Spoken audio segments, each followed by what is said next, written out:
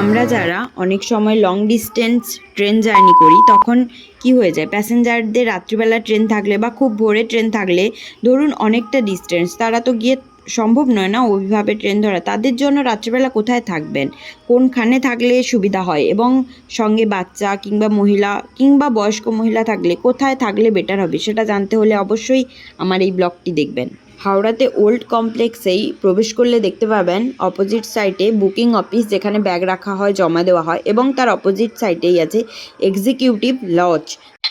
আইআরসিটিসির হচ্ছে নতুন ভাবনা ভেবেছে, ইন্ডিয়ার ইম্পর্টেন্ট স্টেশনগুলিতে এই লজটি রয়েছে, যা ফার্স্ট হচ্ছে দিল্লিতে আছে এবং সেকেন্ড জয়পুর এবং থার্ড হচ্ছে হাওড়াতে।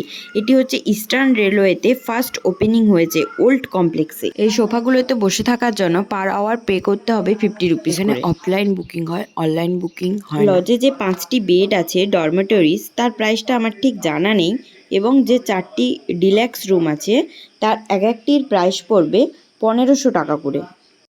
যে 5টি ডরমেটরিজ রুম আছে সেগুলো শুধুমাত্রই ছেলেদের জন্য। রুমের ভিতরে 2টি বেড পাবেন সিঙ্গেল সিঙ্গেল, একটি টিভি আছে বড়, একটি আলমারি আছে যেখানে আপনারা আপনাদের জিনিসপত্র ব্যাগ রাখতে পারেন। নিচের ফ্লোরে সমস্ত কিছু খাবার আপনি পেয়ে যাবেন, পাশেই রেস্টুরেন্ট, মিয়মরি সব কিছুই অ্যাভেলেবেল ওখানে।